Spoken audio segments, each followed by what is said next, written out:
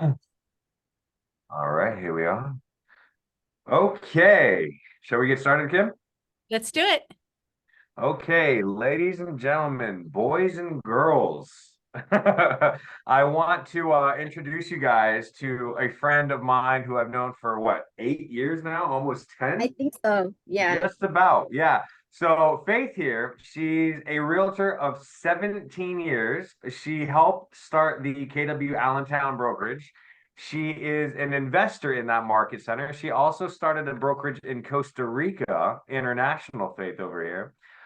She does about 10 million per year, which is about 19 to 25 transactions in a year. And remember, guys, she's in Pennsylvania. So 10 million in Pennsylvania, that is a lot.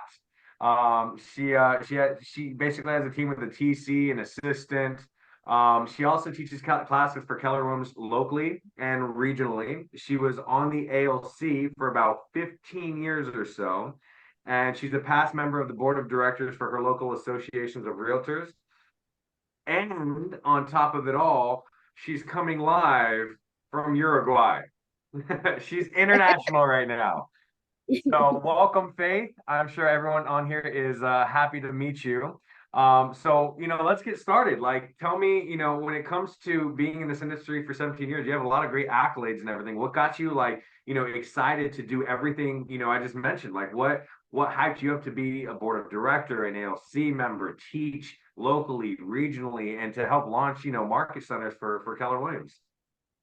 So if you think about when you help others grow, you grow. So a person who's growth oriented has so far to go in this life when they help others. So I've always just really enjoyed helping others. And that's one of the reasons, the biggest reason I would say why I have the business that I have as well, because my clients don't know how much they want to work with me until they know how much I care. So whenever there's somebody new getting into business and they say, they want to, I know like for your markets, 10 million probably doesn't sound like a lot because you guys have huge, very expensive properties.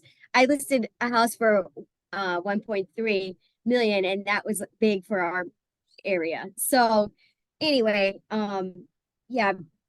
So people, it's a very being a caring person is the most important part about this business. And as long as you are constantly showing people how much you care and they know that and feel that and it's genuine, you'll be able to be successful. Would you say that's what sets you apart from other realtors in your area? So I would definitely say there's a couple of things that set me apart. So I'm also very attention to detail and I do things correctly. And so not only that, but I do them consistently the same way. So I have a strategy for taking my listings and I teach this to agents across our region. And not always do they believe that they can do this, but everyone can do this. So when I take a listing, I take it. And the minute I take the listing, I have everything spelled out in the listing contract. And everyone's contracts vary from state to state. So you have to, check with your brokerage about any specific language I might mention. But that said, I put it for sale on a Monday, no showings until Friday, and then open house over the weekend, and then offers are due on Tuesday or Wednesday, depending on the time frame of my clients, the sellers. So what that does, as you can imagine, is it gets people to be looking at the property, seeing it, wanting to go see it, but not able to go see it. And that pushes all the showings to the weekend. And then people are forced to compete. So then I get multiple offers. In my contract, I state that no offers will be presented to the sellers prior to whatever date we agree upon, the Tuesday or the Wednesday. And then that way, no other agent from another brokerage, somebody who really wants their buyers to get the house, can't bully me into presenting an offer before the time is due. So I'll give you an example of that bullying that goes on in the market. So I had a house for sale for friends of mine, and it was a higher level home.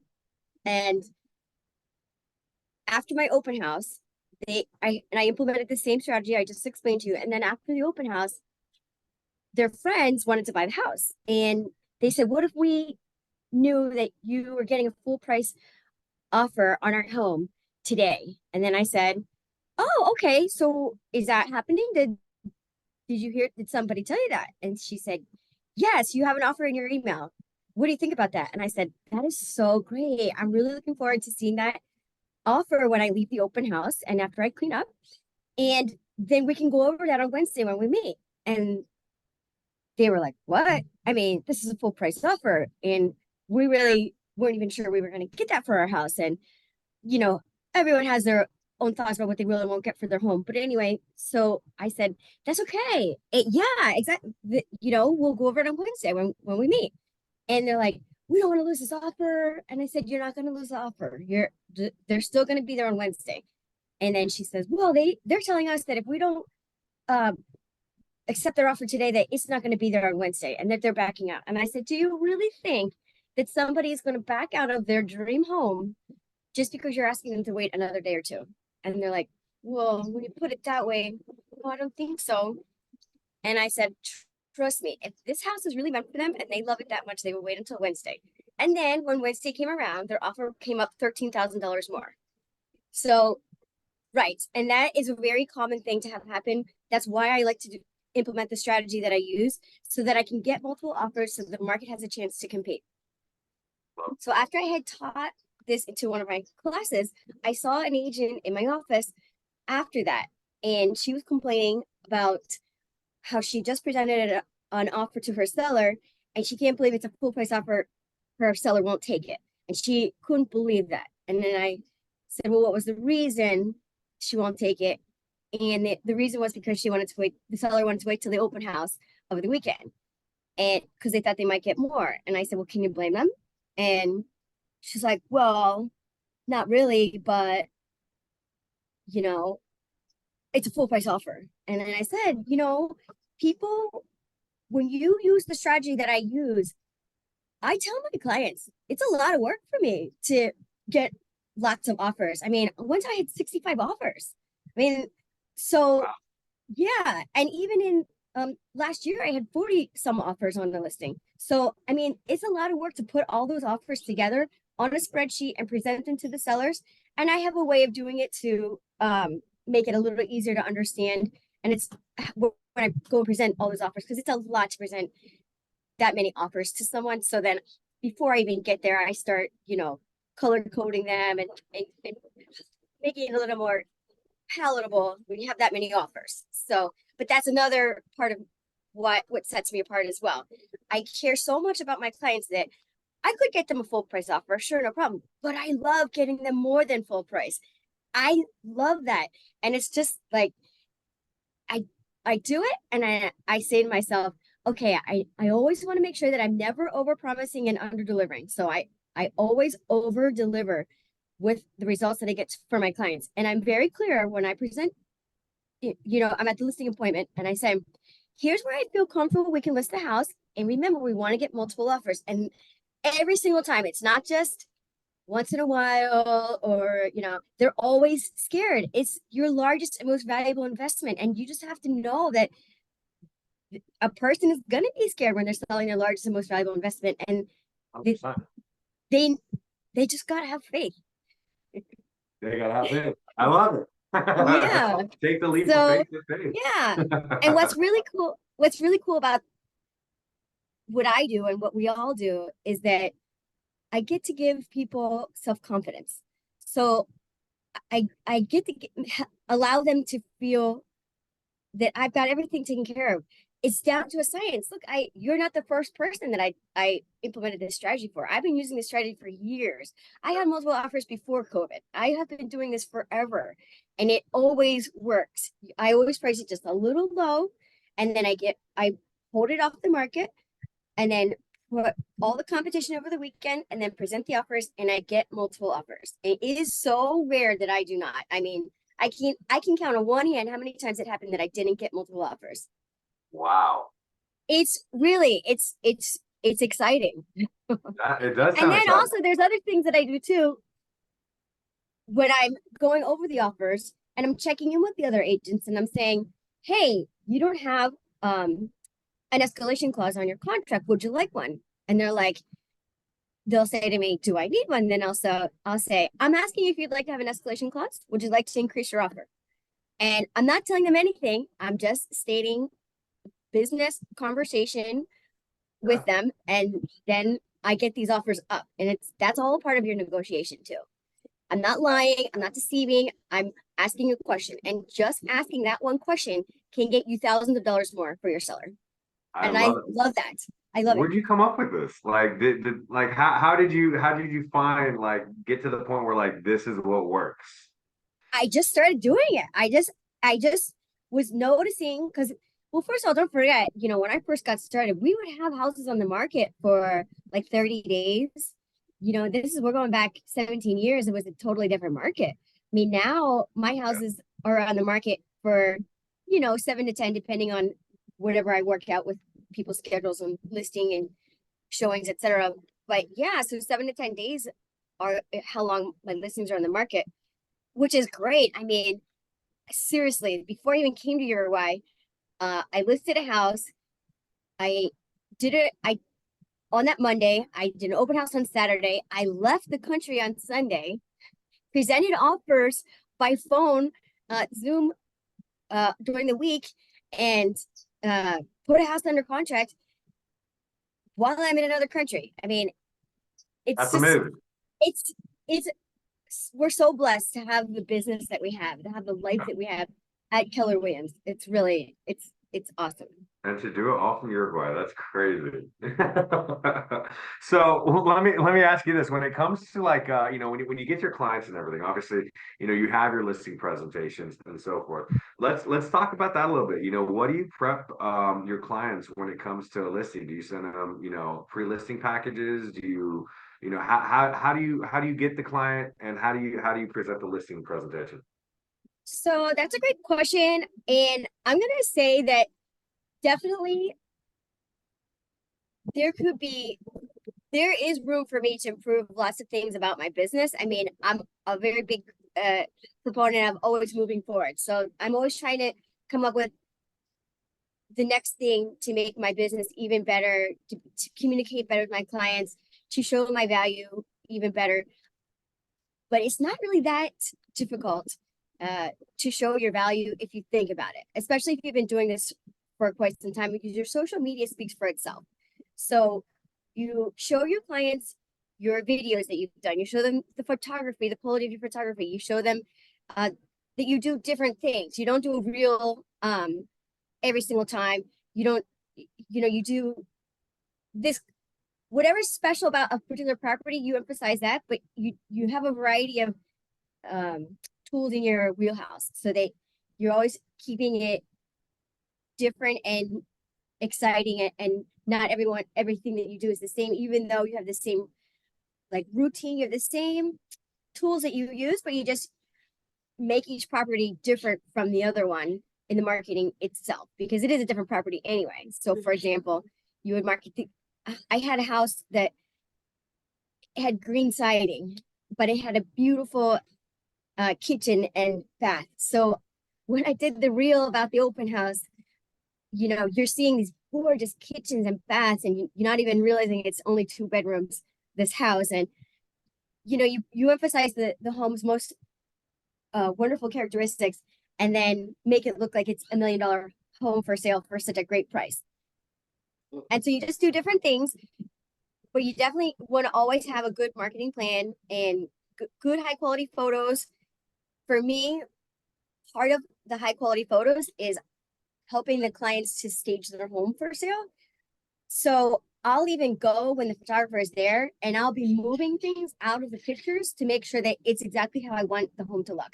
So I have in the past allowed my sellers to prepare their home for themselves for when the photographer comes. And I, of course, have a list of things that they can do to prepare for the photographer. But that said, I'm so particular that I really know exactly how. I don't want trash cans in the pictures. I don't want hand soap on the sinks. I'm very particular. Of course, the toilet seat must be down. There's so many details about the photography that I can't leave that to somebody else to possibly do right or wrong. I want to be there and make sure that my photos are going to come out exactly the way I want them. Because when I receive my photos, in the past, I have been disappointed. Like, oh, who takes a picture with the toilet seat up? Like, little things like that that make me Right. crazy. And I have a standard for my photography that I expect. And so I expect the whole list of things that are in my checklist to be done. And that's how I keep the consistency with the product of my marketing and my photos, is I make sure that everyone's listing gets the same attention. I don't care if it's, $200,000 home or $1 million home. I'm there for all the photos, and I'm making sure that it's the standard that I want it to be. Is that dog?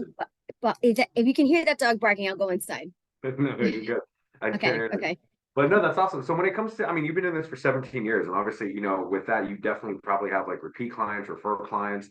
Where does the majority of your business come from? Is it just, do you cold call still? Do you door knock? What's your lead gen strategy? Because I've been a realtor for so long, this is where Keller Williams cringes whenever I speak about this. I don't do anything to get the business that I have. I just be Faith Brenneisen, doing good work, and my clients recommending me because they think I'm the best realtor out there. Then I have this ongoing business that I have. And so it is, lead generation is so important, trust me. And when I have my open houses, I'm generating leads and I'm talking to people and I follow up. So open houses are actually a big source of business for me, for the fact that people meet me and they like me and they want to work with me. So that's why open house is great for me. And then after an open house, I thank anyone who does not have a realtor and who has given me their contact information. So I put them in my database and then I send them a send out card. And for those of you who don't know what send out cards is, it's a photo card. So the person who comes to my open house will receive a glossy, beautiful, it looks like a magazine postcard. Well, it's not even a postcard, it's like a folded card. And it mentions the property. It was nice meeting you there. And I'll try to, reference back something that we had spoken about at the open house. And part of my classes, I teach people how I greet the open house attendees. And on my open house sign-in form, I have one form per person with a clipboard and a pen, and then with, of course, the property flyer. So then from there, I speak to them before they leave, if I can. A lot of times I have like 50, 100 people at my open houses. So it's in a 2-hour time frame. So it's very fast moving. So I try to like make a note about, we made this joke about that, or, they're moving here because they're working at Lucent Technologies, or, like I make a note so that I remember the conversation I have with them, because honestly, if I don't, I won't remember. Not when I have that many people coming through. I can't possibly remember everyone that comes through when that many people are coming through. So the notes are really important to me. Yeah, little reminder, little drops. That's awesome. Yeah. Yeah. Let me ask you this. When you're talking to so many people, and you're doing all these open houses, and you have a great strategy for listing the home and getting as much buyers as possible to bid on that. That sounds great. What are some of the things that currently, especially in the last year or so, what was your biggest challenge? Because it sounds like you've got a rhythm down, and it seems you make everything sound so easy and fun, and the passion that you have is exciting. I see why people like working with you. But what are some challenges you have? The behind the scenes that no one really thinks about, that you're just like, it's just that was an obstacle. Okay.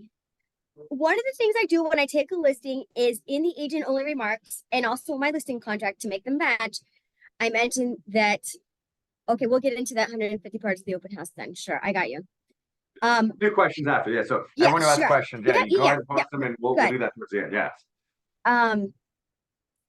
Sorry, I lost my train of thought. So I was I'm sorry, what did you just ask me? No, it's okay. No, the challenges and obstacles Yeah. that you're currently having, the things that Oh, behind the obstacles. scenes. Okay, so Yeah. in my listing contract, and I mentioned that the buyers must be pre-qualified by a local trusted lender, because I was having problems with out-of-state lenders. So in New Jersey and New York, the lenders do things differently than they do in Pennsylvania. And besides that, even just Rocket Mortgage and some of these types like that, they give pre-qualification that aren't valid. And then your next thing you know, you're down the line, you're in the middle of a transaction and it's falling apart because the buyer wasn't properly pre-qualified. So what I work so hard to do is get the buyer pre-approved by a local trusted lender. Now, when you have multiple offers, it's easy. But if you don't, and the buyer insists on using a New Jersey lender, you're kind of stuck. And so I had to put a house for sale again because the transaction fell apart because the buyer wasn't properly pre-qualified. So once it was a visa issue, they didn't have the proper type of visa to purchase a property, which, hello, my gosh. I mean, really, you didn't look into that? I mean, that is Yeah. mind blowing to me. So, but some of these lenders, you can't vouch for them because they don't do things properly. So that's why in my remarks, and sometimes it makes agents angry because their buyer wants to use a particular lender. And I make it clear that I'm not trying to tell anybody who they have to use. It's just that the seller wants to make sure the transaction doesn't fall apart because it has fallen apart for other people who have been pre-approved by non-local lenders. So we just need somebody who's accountable to pre-approve this person so that we know that, because a local lender, they have to look at you the next day. And if they improperly pre-qualify someone, you're not going to want to work with them again. And so there's a benefit to having somebody who is not going to screw up to save their life. You know what I mean? They're going to make sure that this pre-approval is correct and valid for you. I love that. Well, see, that's very fair too, because when it comes to the people that you're in business with, you want to make sure everyone's on the same page and doing their job to, because we're all in a business to earn business. So, that makes total sense. One of the Absolutely. And go ahead. No, go ahead. I was going to say another thing that I like to do for the fact that I'm a shareholder in our title company is I'll also mention the benefits of the buyers working with our local uh, in-house title company to the sellers. And then I ask if they're okay with me adding that into the contract so that I can put that into the agent only remarks as well. So that sometimes when the buyers and the buyer's agent want the house so badly, if there's some way that they can make their offer better, they ask that. And then I let them know, well, the sellers prefer a local trusted lender to pre-approve the client. And also the sellers would prefer to use Keystone Premier Settlement Services, which is our in-house title company. So those are some things you can do that will benefit you and your transaction in many ways. Awesome. Now, I have one last big question before I want to open it up to the public here Sure. for questions here. But when it comes to what you do, I mean, you have, it's not like a big team or anything, right? It's mostly just you for the most part. What are So you for the most doing? part, that's true. I don't have a salesperson right now. Yep. Yes. So what are you doing to really, prioritize and manage multiple clients and transactions simultaneously, especially to hit that 10 million or more per year, doing what you do? Sure, that's an excellent question. And I would say that my transaction coordinator is invaluable. So I do things differently than anybody I know. I don't know anyone else who at my company or any other company that does it like this. So Jody is my transaction coordinator, and she gets paid $4.99 per transaction by the client, the seller or the buyer. And what she does is she types up my offers, she types up my listing paperwork, my buyer agency, she types everything up for me. And then, of course, I review it before asking the clients to sign it. And then that saves me a lot of time because I'm not doing all that administrative work. And then she's a third party independent contractor. So I'm not having someone on a payroll per se, it's by transaction. That's And awesome. also, then I have an assistant in the Philippines and he does other things. So, for example, when I use send out cards a lot, and send out cards is the photo card program, and Right. people love it. I mean, it's just a really, really nice touch point that looks very high end. And you could do the same thing at like your Walgreens or CVS. Same thing. It's not as high quality as the send out cards. The send out cards is very high quality. And you can do a handwriting font, which I prefer. I like to use that because it seems like the card came straight from my house, even though it's printed at a facility. That's awesome. It made me think of one last question. Yeah. Because you're doing so many good things for so many people, how do you find time to have a happy work-life balance and be able to travel to So places like Uruguay? that's I'm gonna say this is another reason why my clients appreciate me is because I really, really, really am always having fun. So I try to figure out my clients' senses of humor, things that they like, things that make them happy. I am always thinking of how I can make this world more fun.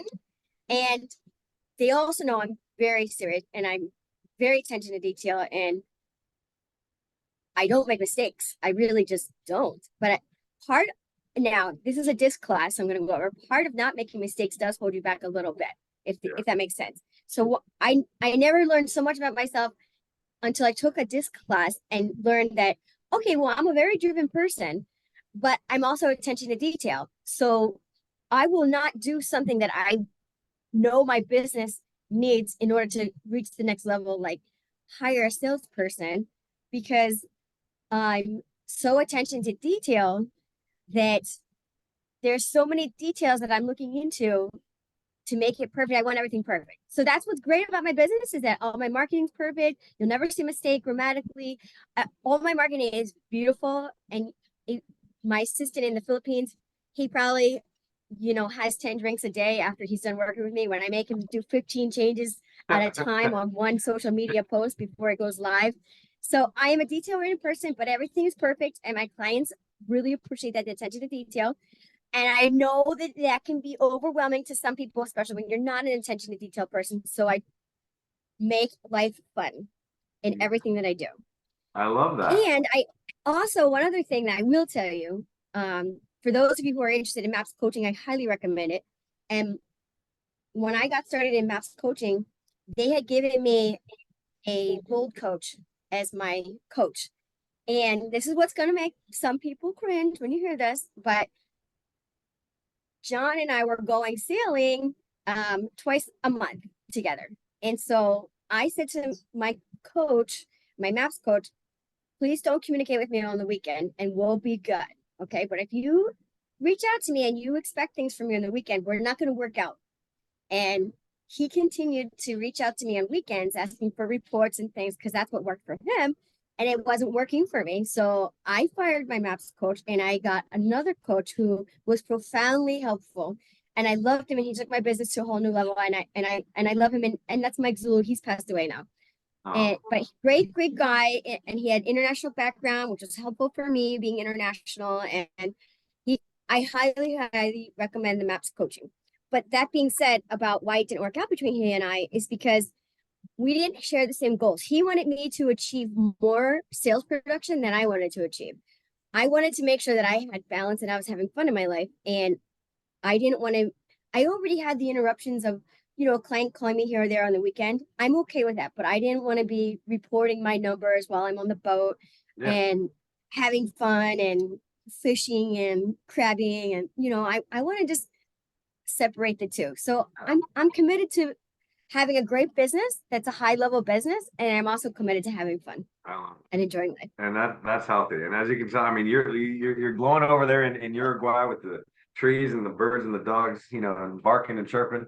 That's amazing. So now I want to thank you for all of that. That was absolutely phenomenal. My pleasure, really. No, really, thank you. I want to open up to some questions. So we'll go at the very top here. So it looks here, the first one says, how can you get 150 parties to an open house? What steps do you take and what is most important? Okay, sure. So there is a class that I teach on open houses, and I can absolutely invite you to the next class if you want. But mostly, I'll tell you, I post the open house in the multiple listing system. I'll sometimes do a reel about the open house, or I do different things.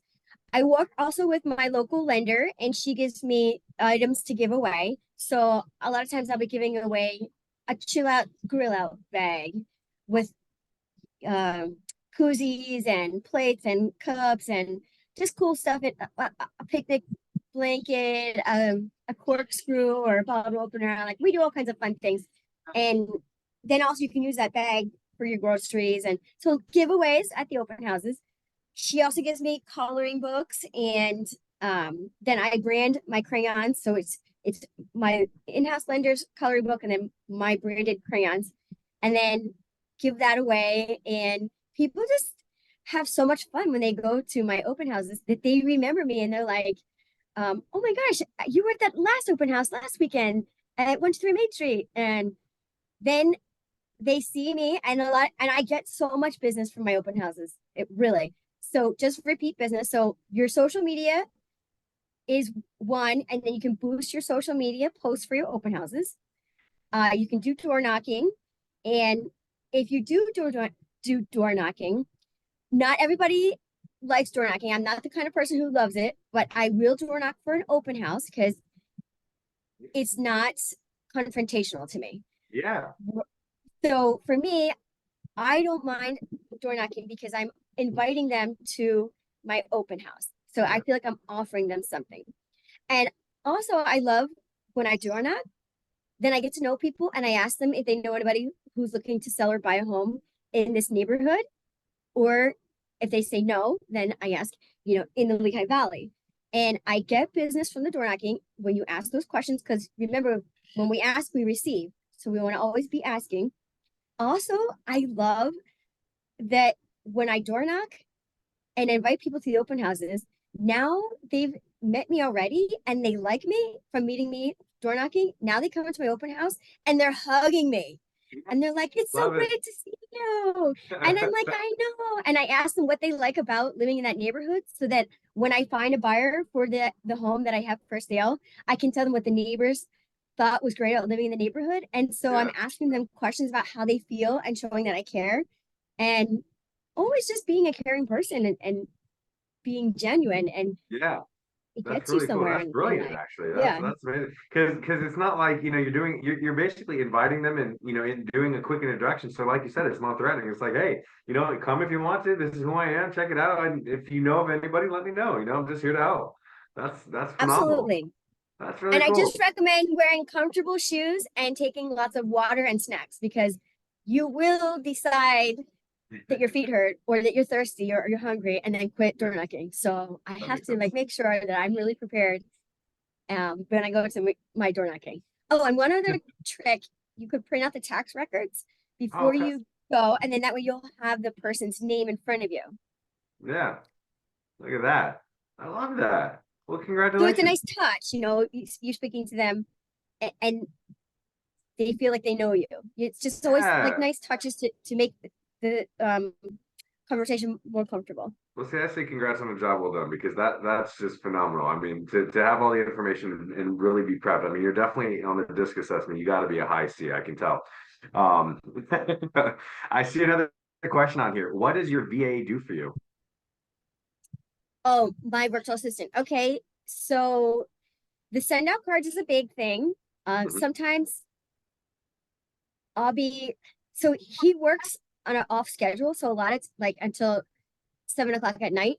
He starts at 11 and works until 7. So sometimes I'll even be on an appointment, like a listing appointment, and I'll be talking with the owners, and I'll think to myself, oh my gosh, I don't even remember if you need a moving permit for this neighborhood or not. I usually put that on my estimate of closing costs, but sometimes you forget and you're like, oh my God, I didn't do that. And then he's like really anything I need, I just text him real quickly and he looks things up for me.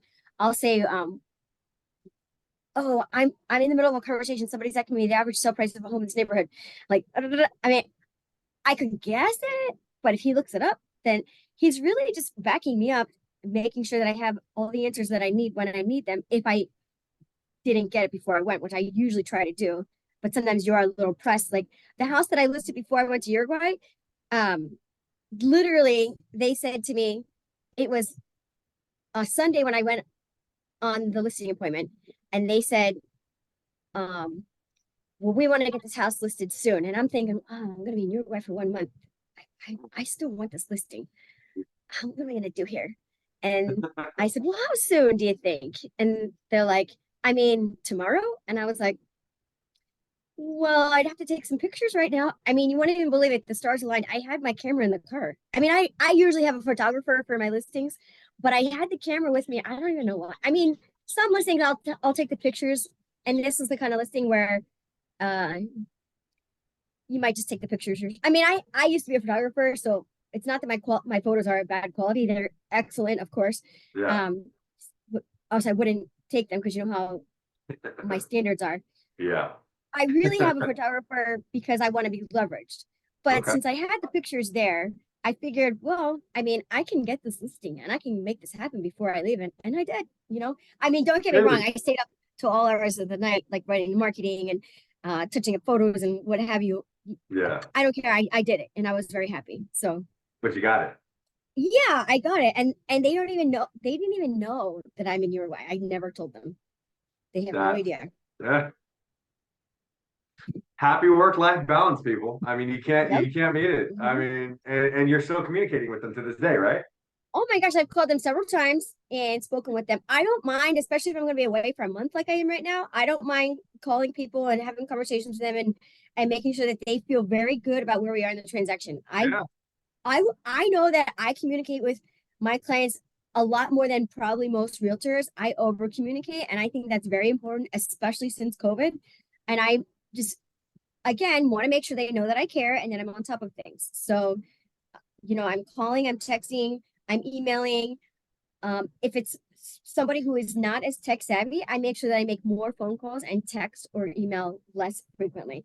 More, it's more important to have a conversation. You have to know your disc profile and know what the other person's like and what they need. There's Yeah. some people who are not going to want to hear from you very often. They're going to be more of an engineering type.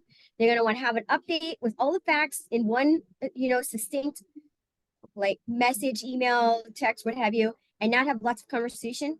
Sure. Or they'll there might be have you just have to know what your clients need. Mostly people need more communication, but once in a while you'll find someone who doesn't want to be bothered. And that's okay too. Everyone's Great. different. We want to give people what they need, right? Yeah. Yeah, I'm that kind of client. Like, just give me the report once a week or once a month. Yeah, I mean, we're good. Yes, Yeah, absolutely. I respect that for sure. I love it. And I see here, okay, amazing. Oh, yeah, we got an amazing, awesome. And then you can relax for a month. Thank you for sharing your secret weapon, staging, great photos, open house tips. Love it. Well, people love you. This is awesome. You know, your clients love you. You know, we love you here at KW. This is amazing. So I wanna leave the chat open, or if someone wants to chime in, just you know, let us be the last ones on. As you guys know how I operate. You know, Kim, myself, my guests are always the last ones on. But yeah, if you guys have any questions for Faith, well, we got her on. She's in Uruguay, and then after that, she's going back to Pennsylvania. So get her while she's hot. So Annalisa, yes, it says thank you. Annalisa is one of our big producers here at the office as well. So Nice. she Faith, she's always coming to the lady. I'm curious, what sparked your interest in getting involved with KW internationally? What sparked my interest with KW International? I think because my boyfriend and I were looking at property overseas and actually ended up buying this house that we're at right now. So I thought to myself that I would be interested in who I didn't know where my future was gonna go. I mean, you know, 15 years ago when we got this house, I wasn't sure. I thought maybe I would be working as a realtor in another country, or I just wasn't really sure where things would lead me. And then with Costa Rica, well, okay, we're asking like personal stories here, but I'll share. So we had broken up for 2 years in between those 15. And I still, after coming to Uruguay all those years, I fell in love with international, like being international. So then I started going to Costa Rica because that's where I would take my CIPS classes. And I fell in love with Costa Rica and I applied for residency. And this is all when John and I were broken up. And then I uh, opened a brokerage there and I took $1 million buyers there. And I just had so much fun uh, showing people homes in Costa Rica. It was super fun. So that's what got me involved was just going to another country and being there often and making friends there in, for example, in Uruguay, and then thinking I want to continue that with the Costa Rica. So now I have friends everywhere. I mean, Costa Rica here. I'm actually too busy for Costa Rica right now. So I'm gonna probably close that brokerage sometime soon and just send all my business to a friend of mine who's down there, and then just get referral business from my experiences in Costa Rica and then just move forward like that. Because I just haven't really had the time to grow that team or anything there and focus on it. And with the fees for the brokerage that I have there, think it's just gonna be easier for me if I just send referrals there. So, but I mean, it was cool. I opened the brokerage. It was a dream of mine. I did it. It was fun. I made lots of friends and had lots amazing experiences. And I did what I wanted to do, and I loved it.